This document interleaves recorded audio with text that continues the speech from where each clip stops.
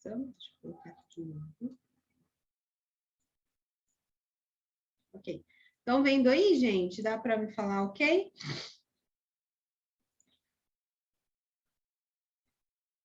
Estão vendo aqui? Ainda não, professora. Não? Não estão vendo a tela Não, compartilhada? não, ainda não compartilhou, não.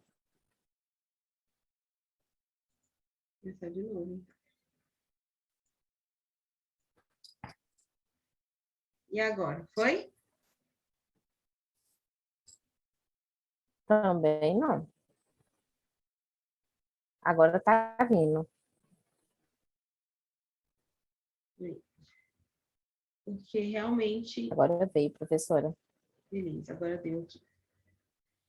Então, pessoal, é o seguinte. Então, na aula passada, nós falamos aqui, só para retomar aqui, né? Sobre o consórcio público, né? Todas as teorias, todas as problemáticas, várias coisas envolvendo aí os conceitos. Falamos do conceito, falamos dos participantes aqui dos consórcios públicos e como se dá a instituição, alteração e extinção dos consórcios. Indiquei aqui os principais artigos de lei.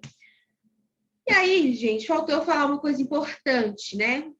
Na verdade, não é que faltou, mas está previsto para a gente conseguir finalizar com essa parte que é um pouco que é importante, que é para que eu faço consórcios públicos, né?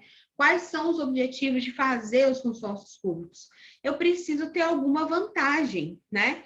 Então, o Estado de Minas Gerais, ao se consorciar com a União Federal, ou o Estado de Minas Gerais para se consorciar com o Estado de São Paulo, enfim, eles precisam de ter algum privilégio, né?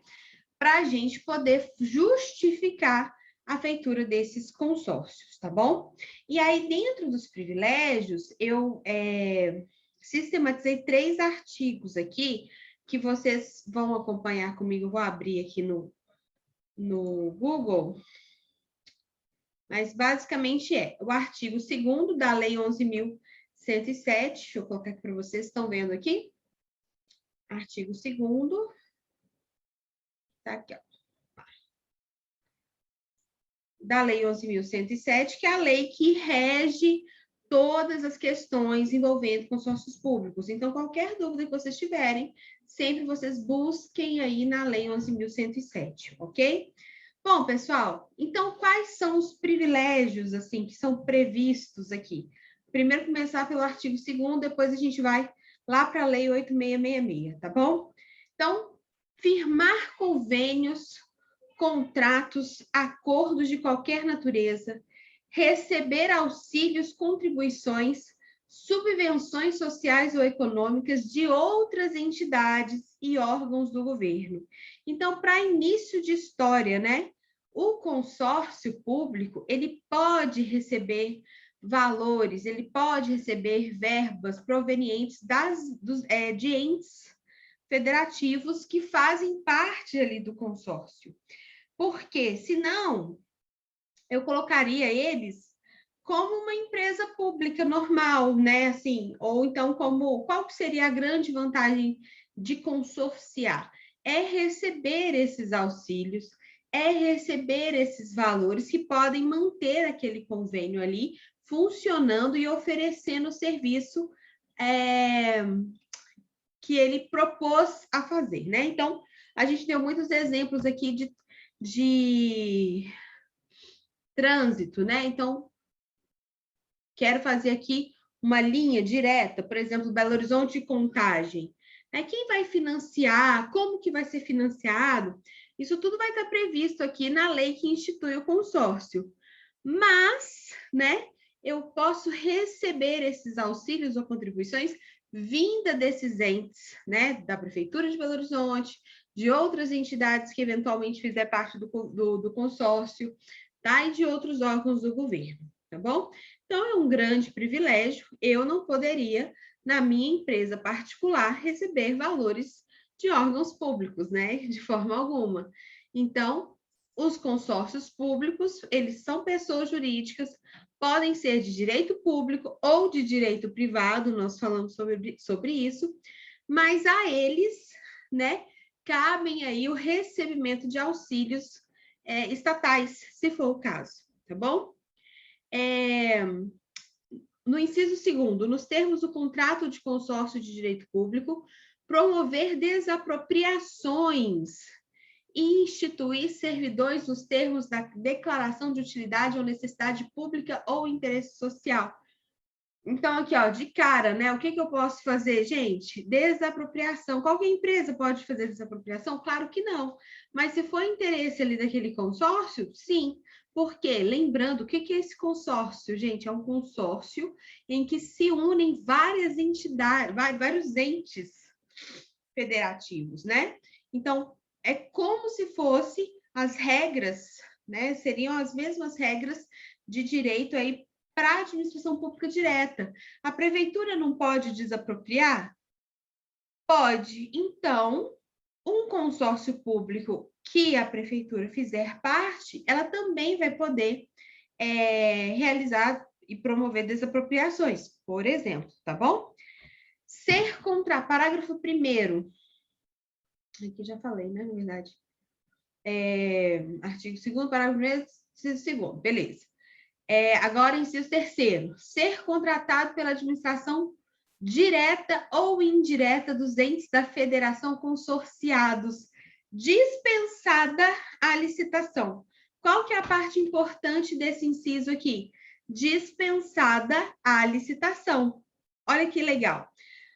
Eu, órgão, né? Eu, Prefeitura de Belo Horizonte, eu só posso contratar serviços a partir de processos provenientes da licitação, que está lá regido pelos termos da Lei 8666, né?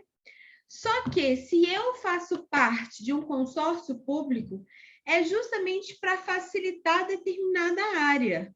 Pode ser de transporte, pode ser de saúde, pode ser de educação, enfim, qualquer coisa que envolva aí um interesse social, obviamente, mas eu não vou precisar, para contratar esse mesmo consórcio criado. Então, vamos supor, eu, Prefeitura de Belo Horizonte, faço parte de um consórcio interfederativo, né? Então, Prefeitura de Contagem e Prefeitura de Betim, por exemplo. Coleta de lixos recicláveis. Vamos supor que a prefeitura venha com essa proposta. Aí, essas 3 prefeituras, elas se unem num consórcio. Esse consórcio vai oferecer esse tipo de serviço, tá bom? Então, vai fazer o recolhimento do material reciclado dessas 3 prefeituras. Digamos assim, em tese, a prefeitura deveria abrir um edital de licitação, várias empresas poderiam concorrer com a licitação desse serviço, né, de coleta seletiva, vamos supor. Mas se a prefeitura fizer parte de um consórcio, eu posso contratar esse mesmo consórcio. Entenderam? Então, eu posso contratar esse consórcio dispensada, inclusive, a licitação. É como se fosse uma vantagem, né? Um privilégio, tá bom? Parágrafo 2º. Os consórcios poderão emitir documentos de cobrança e exercer atividade de arrecadação de tarifas e outros preços públicos pela prestação dos serviços. Então, por exemplo, esse serviço aí que eu estou dando um exemplo fictício, ele poderia ser cobrado, né? Da mesma forma que a gente paga, por exemplo, taxa de coleta e resíduos, né? A gente não tem essa taxa, né?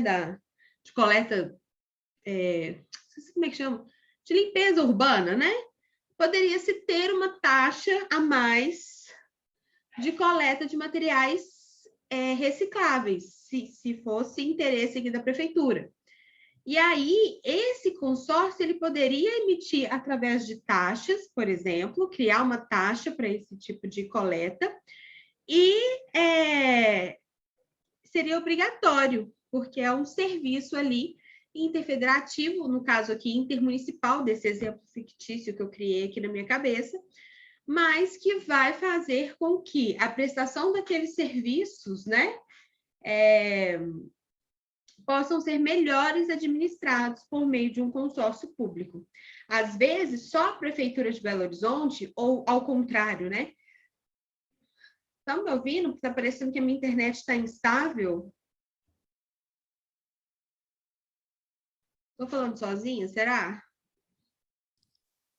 Professora, tem hora que fica, tipo, picando a sua fala.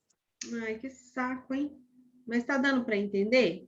Mas tá dando para Tá dando entender. para entender, professora. Só dá uns cortezinhos sim, mas dá para entender. Ah, se não der, vocês me chamem aqui, levantem a mãozinha, senão eu fico falando que achando que vocês Pode estão aí, deixar. tá? Enfim, vou voltar aqui que eu estava falando, né? Por exemplo, a prefeitura de Contagem, às vezes sozinha, ela não conseguiria arcar com os custos de uma coleta seletiva, né? De ter caminhão, de ter pessoal, enfim. Às vezes ficaria caro demais. Então, o que ela faz? Ela se associa, ela faz um consórcio com a Prefeitura de Belo Horizonte, que em tese aí tem mais recursos, vamos dizer assim, para que ambas, em conjunto, consigam criar um serviço apropriado para coleta de serviços de coleta de lixo reciclável, né? Então, seria mais fácil. Agora, para essa coleta, pode ser instituída uma taxa, por exemplo, entendeu? Uma tarifa, ok? Pela prestação desse serviço. Ele não precisaria ser feito de graça, né? Eu posso cobrar pelo serviço. Não é só porque é serviço público que ele tem que ser necessariamente gratuito, né? Alguns serviços públicos, eles podem ser pagos. Por exemplo, quando a gente vai no cartório, né? Pegar uma certidão, a gente não paga por essa certidão? É claro que, dependendo, né, se eu consigo comprovar ali uma situação de miserabilidade, eu consigo não pagar aquele documento. Mas, em regra, assim, com uma regra geral, todos nós, quando precisamos de emitir uma certidão de casamento, de nascimento, de sei lá o quê, de matrícula de imóvel, obrigatoriamente a gente tem que pagar, tá bom? Então, não é porque é público que necessariamente ele é gratuito, tá bom? Vamos supor, quando vocês entram na justiça, entrar na justiça é um serviço público? Não é? Mas ele é necessariamente gratuito? Não. Na verdade, eu pago as custas judiciais, tá bom? Então, é só isso que eu queria falar. Aí, então, tá aqui esse parágrafo 2º e parágrafo 3º, os consórcios públicos poderão o quê? Outorgar concessão, permissão ou autorização de obras ou serviços públicos mediante autorização prevista no contrato de consórcio, que deverá indicar de forma específica o objeto da concessão, permissão, autorização e as condições a que deverá atender, observada a legislação de normas gerais em vigor.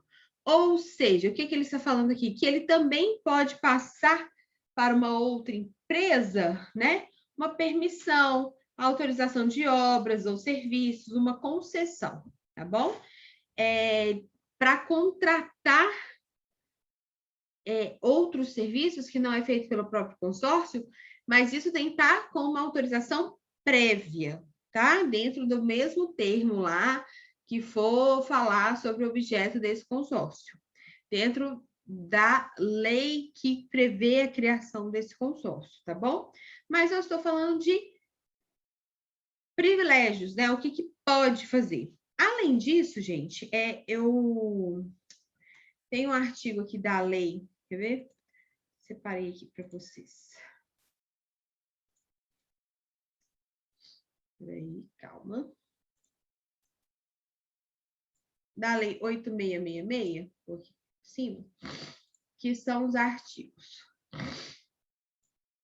23 e 24, tá? Então, vamos lá nesses artigos aqui. Artigos 23 e 24. 23, parágrafo 8º, aqui, ó. Nos consórcios públicos, aplicar-se-á o dobro dos valores mencionados no caput desse artigo. Vamos chegar no caput do artigo aqui de novo. Aqui, ó.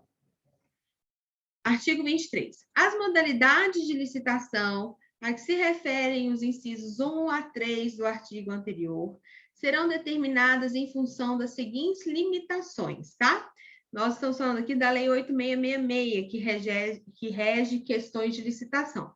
Então, eu tenho vários valores, tá vendo?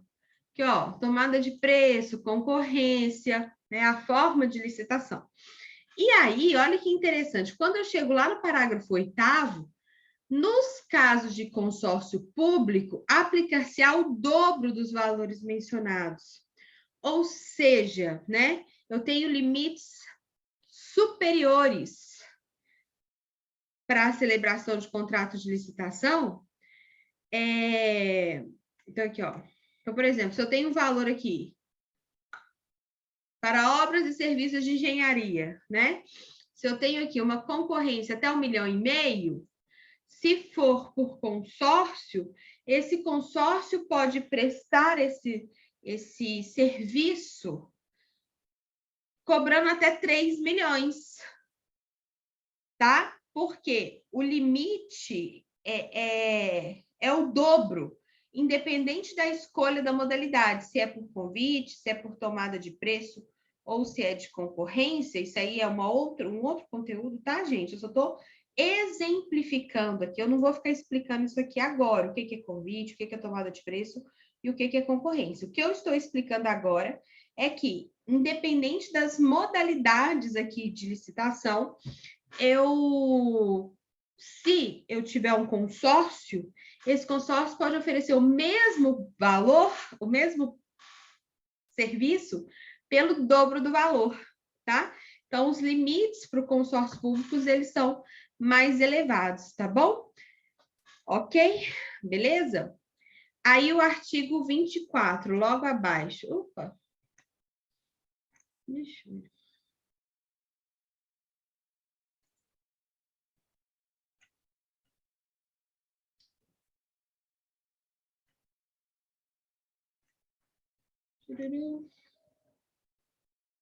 Aqui, ó. É dispensável a licitação. Quais seriam as situações que o ente público não precisa de licitação? E dentre elas, a gente tem várias aqui. O artigo 20... Qual artigo que é aqui mesmo? Peraí. Qual inciso? Desculpa, 26. Aqui, ó.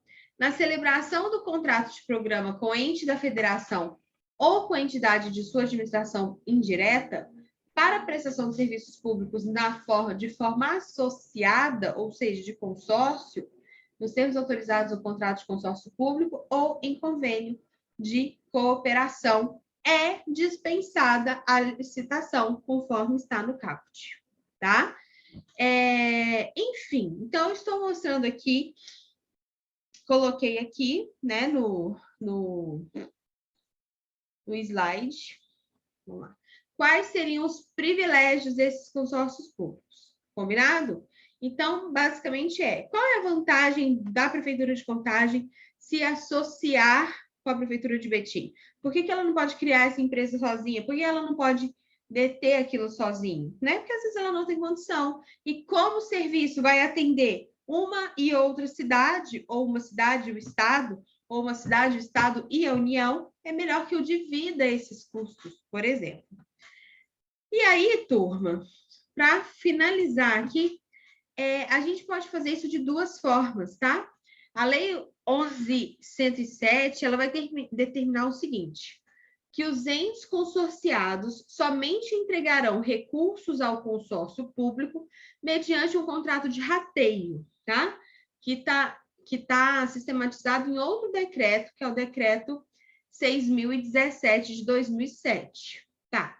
O que seria esse contrato de rateio? Nada mais é do que o contrato por meio do qual os entes consorciados comprometem-se a fornecer recursos financeiros para a realização das despesas dos consórcios públicos, tá? Então, o que acontece? O contrato de rateio, ele é formalizado, no caso, a cada exercício financeiro, ele vai ter um prazo de vigência específica, mas ali ele já vai ter todas as informações necessárias de quem que vai ratear as despesas. Então, os 2 municípios entram com rateio de 50%, ou não, ou então para a Prefeitura de Belo Horizonte ela vai entrar com rateio de 60% das dívidas, das dívidas não, né? Dos valores da administração, e a Prefeitura de Contagem 40%, enfim, da forma que for, tá bom? O importante é que tenha-se um contrato de rateio assim, que vai regularizar a situação daquele consórcio, tá bom? Além do contrato de rateio, gente, além do contrato de rateio, a gente vai ter o contrato de programa.